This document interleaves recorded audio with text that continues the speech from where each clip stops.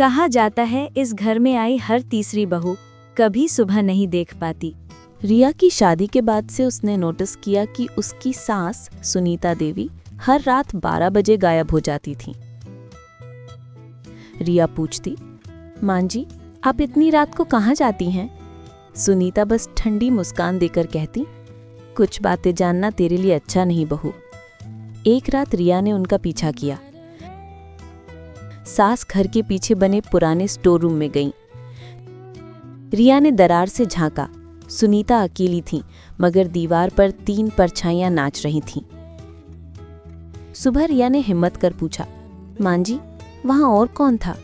सुनीता गुस्से में बोली, उस कमरे के पास फिर गई तो तेरा वहां से जिंदा लौटना मुश्किल होगा। रिया को नींद नहीं आई।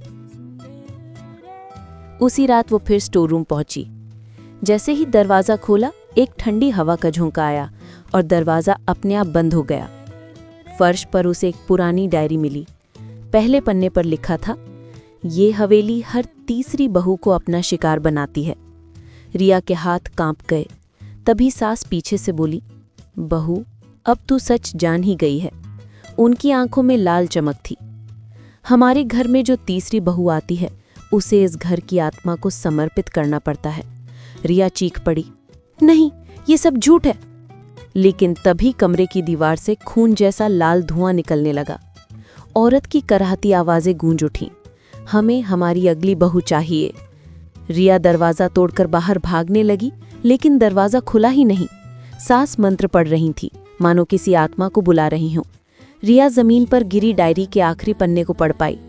अगर बहू ये डायरी पढ़ ले तो वो आत्मा जाग जाएगी। रिया ने डर से डायरी फेंक दी। तभी कमरे में एक परछाई खड़ी हो गई, काली बिना चेहरे वाली। सुनीता बोली, अब तेरी बारी है बहू। रिया चीख पड़ी। और अगली सुबह गांव वालों ने देखा, स्टोर रूम बंद था और रिया कहीं दिखाई नहीं दी। क्या रिया को आत्मा ने निगल लिया या उसने किसी तरह जान बचाई?